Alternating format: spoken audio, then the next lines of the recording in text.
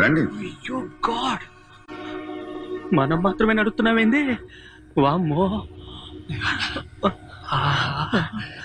ఏంది ఈ చిత్రం? సినిమాలో ప్రీ షాట్ లాగా లోకం అంతా ఇట్ట అయిపోయింది ఏందే? సరే, మీ డ్యూటీకి నేనే లొకేషన్ మేనేజర్. మీకు మంచి మంచి లొకేషన్స్ ఇస్తాను, ఆదరగొట్టండి.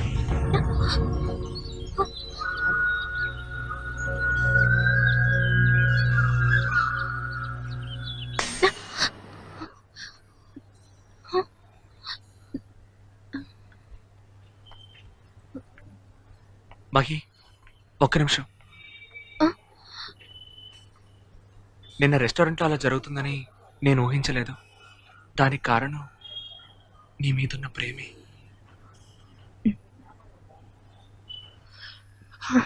మహి, అయ్యో, పాటకి పాట పాడుకుని ఇప్పుడు ఫీలింగ్సా? ఫ్రాడ్.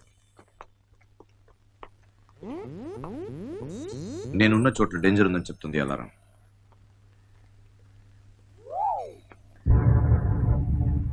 రెండు 2100 మంది చావబోతున్నారు. స్వామి,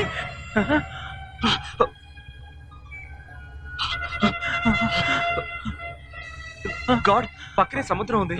సునామీ, భూకంపం లాంటిది ఏమైనా వస్తుందా? స్వామి, ఈ ఏరియాలో తీవ్రవాదులు బాంబులు కూడా వేస్తుంటారు స్వామి. గాడ్, పక్కనే స్కూల్ ప్లే గ్రౌండ్ ఉంది, అక్కడికి వెళ్ళిపోదాం. ఇంకా ఎంత టైం ఉంది? 4 సెకండ్లు.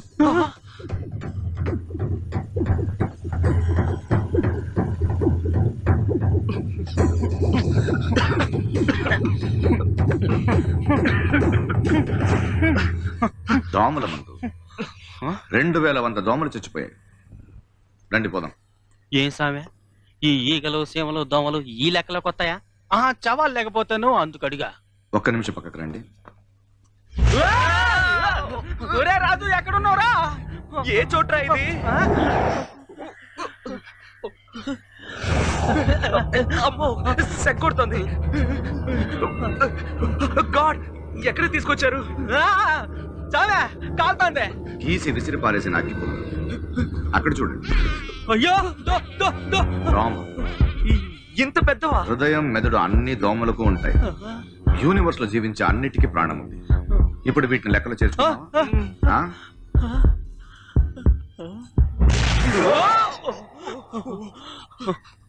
రండి వెళ్దాం. డెడ్ బాడీలు ఉన్నాయి, చూసి నడవరా?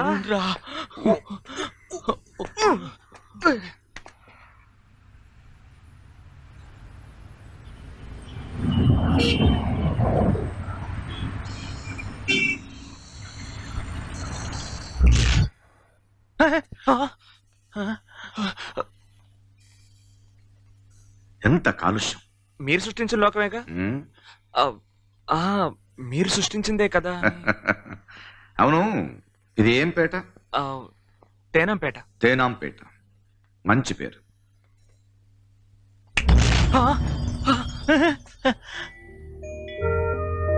గాడ్, ఏంటి సామే?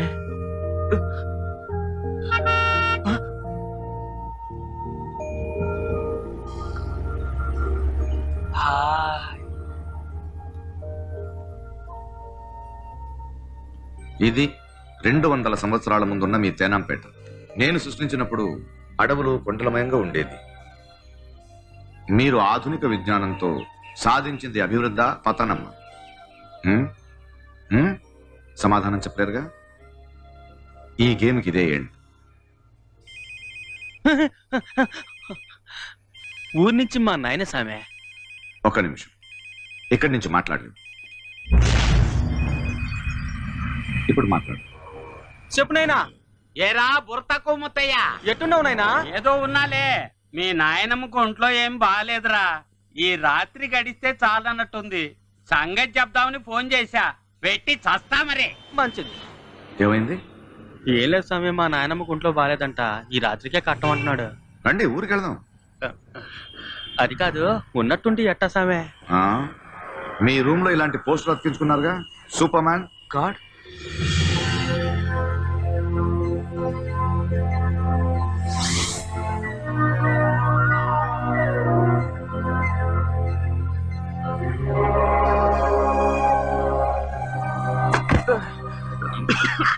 ఏయ్, ఏమైంది? నేను 2 సార్లు వాంతి కూడా చేసుకున్నాను. ఎవరి తల మీద పడిందో ఏంటో. ఈ సూపర్ మ్యాన్ పనులన్నీ ఒట్టి పనికిమాలిన పనులు. రండి వెళ్దాం.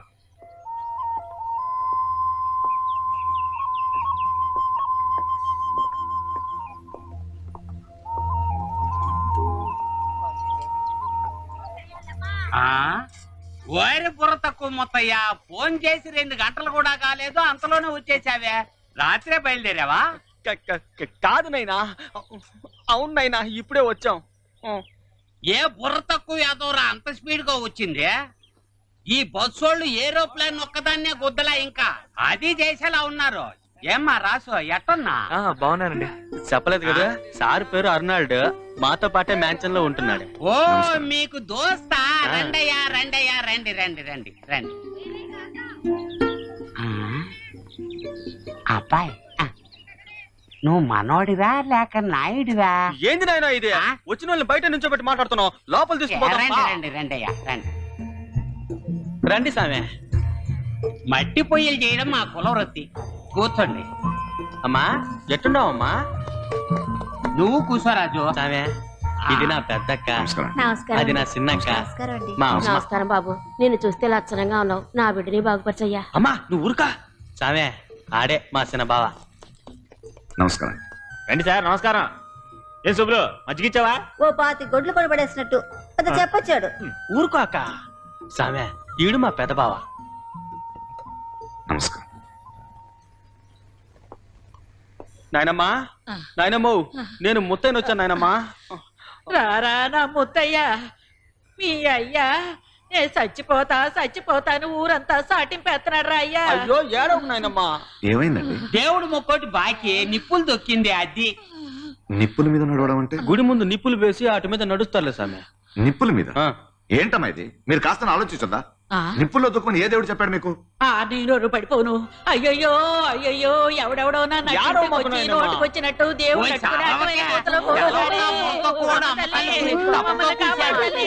మళ్ళీ నేను నిప్పుల్లో నడుస్తాను తల్లి.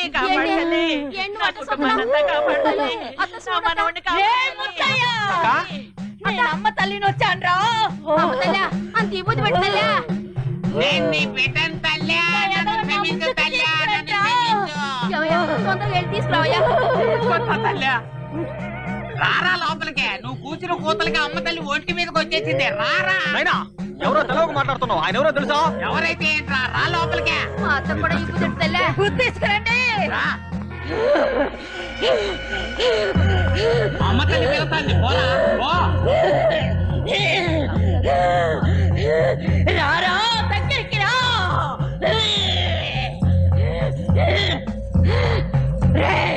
తీసుకురా, తీసుకురా. చెప్పనండి తల్లి. దగ్గరికి రారా. దండించమ్మా దండించు. నన్నే ఎగతాళి చేసి మాట్లాడతావా? ఏదో తోచింది చెప్పాను. ఏమనిపించేదిరా? నా చూపు ఎప్పుడు అంతే. ఈ ఒక్క పాయింట్ తల్లి. నువ్వు చేసిన తప్పుకి పరిహారంగా వచ్చే పౌర్ణమి నాడు నా సన్నిధానానికి వచ్చి సోలాలు గుచ్చుకొని నాకు 3 ప్రదక్షిణలు చేసి 6 కొబ్బరికాయలు కొట్టాలి, లేదా రక్తవర్తి చేసుకొని ఏటిగట్టును చేస్తావురా.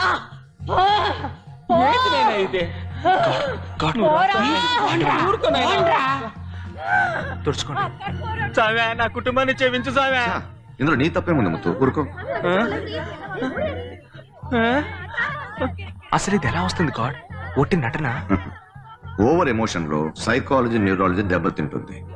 దానివల్ల మెస్మరిజం లా కొంచెం అదొక మత్తు లాంటిది. మిగతా వ్యవహారం తనని తాను మోసం చేసుకుంటూ మిగతా వాళ్ళని మోసం చేయడమే. ఈ దేవుడు పాలు తాగటం, కళ్ళలో రక్తం కారడం, ఇవన్నీ మీ పనులు. నాకు దానికి ఏ సంబంధం లేదు.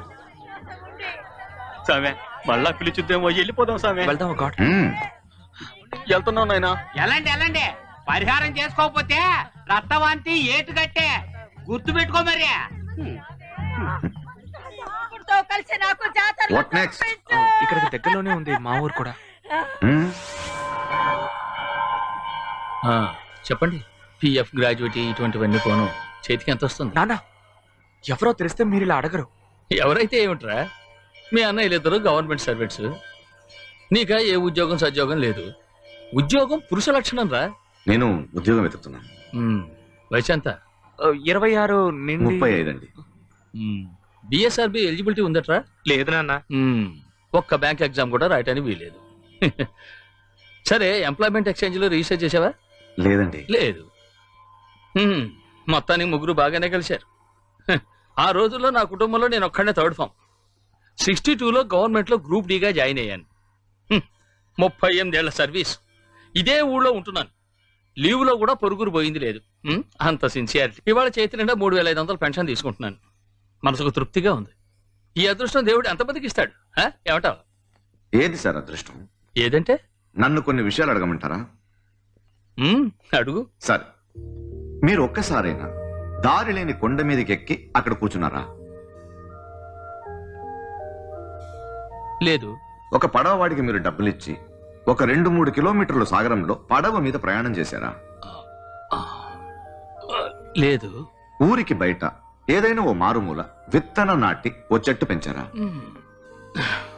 లేదు. సంవత్సరానికి ఒక్కసారైనా ఓ 20 మందిని ఇంటికి పిలిచి కడుపు నిండా అన్నం పెట్టారా? లేదు. ఇవి చేయని మనిషి జీవితంలో తృప్తి ఎలా ఉంటుంది చెప్పండి? ఇదేనా అదృష్టం అంటే?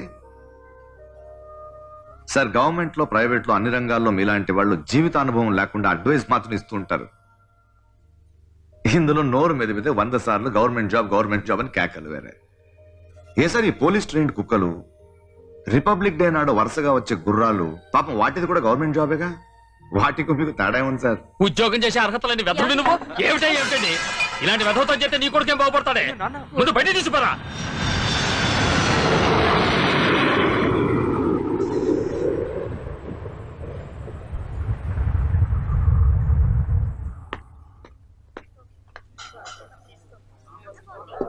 అప్పారావు, పులుసు తీసుకురా. ఏం బోనా, వెళ్ళరానా?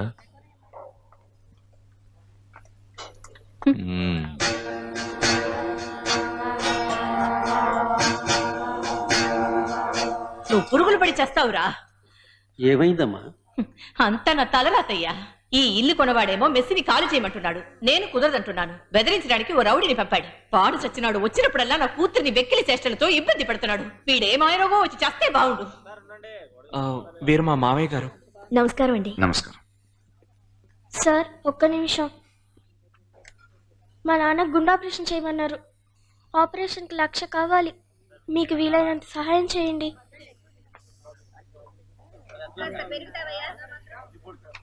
2,000 రూపాయలు. చూసావా సార్, ఈయనే మా నాన్న. నమస్కారం. వస్తాను. Thank you sir. చావబోయే పొద్దుచ్చి నా ప్రాణం ఎందుకు తెస్తావు?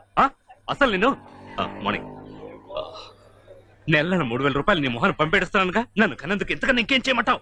పెద్ద ఇంజనీర్, చేతి నిండా సంపాదిస్తాడు. చెప్పు. కానీ ప్రపంచంలో ఎవరిని పక్కకు జారినివ్వడు. బుద్ధి లేదు నీకు? ఎవరు వీళ్ళు? ఏ రూమ్? వీళ్ళిద్దరూ రూమ్ నెంబర్ 305లో ఉంటున్నారు. వారు వీళ్ళ గెస్ట్. వీధి మూలలో రాణాసింగ్ అనేవాడు ముసలాయన చితకబాదాడు. ఆయన ఇప్పుడు కామా స్టేజ్ లో ఉన్నాడు. మీరు చూసారా?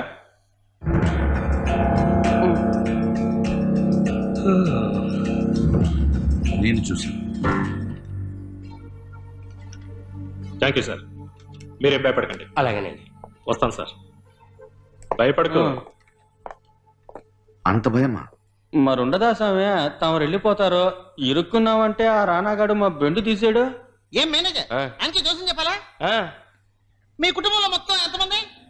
చాలా మంది. మీ కుటుంబంలో 30 మంది తృప్తి లేకుండా మనశ్శాంతి లేకుండా కష్టపడుతున్నారు. నేను చెప్పింది నిజమేనా? 30 కాదు, మొత్తం మా కుటుంబమే అంతా. ఏమండి, మీ కుటుంబం గురించి చెప్తున్నాడండి. కొంచెం కూడా ఫీలింగ్ లేదా? గంపడతలు ఎందుకు ఇచ్చినట్టు నెత్తి మీద ఎట్టుకొని తిరగమనా ఏంటి? వాస్తు సరిగ్గా లేదే. ఇప్పుడు ఉంటున్న ఇల్లు ఇరుగ్గా ఇబ్బందికరంగా ఉండాలి. సొంత ఇల్లే, ఎంతో పెద్ద పాతిల్లు. ఓజోన్ లో కూడా కప్పులో రంధ్రం ఏర్పడి ఇంట్లో ఎండ తాండవిస్తుంది. చాలా ఘోరాలు జరుగుండాలి. హత్యలు, దొంగతనాలు, మానభంగాలు ఏది బాకీ లేదు. ఒట్టి ఆటవిక కుటుంబం వల్లే ఉందే. ఆరంభంలో ఆటవికలుగానే ఉండేవాళ్ళు, తర్వాత ఎంతో చేయగా కాస్త డీసెంట్ గా మారారు. మనసు మాత్రం ఇంకా ఆటవికంగానే ఉంది. చెప్పేది నిజమా? ప్రపంచంలో మీ కుటుంబం ఒక్కటే ఆటవిక కుటుంబంలో ఉంది. ఏం చేయను. ఏంటి సార్, ఏం చేద్దామంటారు? మొత్తం అంతమందిని కాల్చి పారేయకుండా? లేదు లేదు, అది కూడా వాళ్ళే చేసుకుంటారు. మీ చుట్టూ చాలా మంది ద్రోణున్నారు, ద్రోహం చెబుతున్నారు. చూసారా మీ అందరి గురించి ఎంత మాట అన్నారు? జోక్యం చెప్పించుకుని ఎగతాలా? సారీనండి, సారీ. తీసుకోండి. అయితే నేను వెళ్ళొస్తాను సార్. Thank you. ఏం తాతగారు మాట్లాడకుండా మౌనంగా ఉన్నారు? వారు మీకు అబద్ధం చేసి చెప్పారా? నాకు వీడి 81 ఆయుర్దాయమని చెప్పాడు. మరి ఇంకే ఉన్నంత వరకు సంతోషంగా ఉండొచ్చుగా. ఇప్పుడు నాకు 83 వీడు పెట్టిన గడువు దాటి 2 ఏళ్ళు అయింది.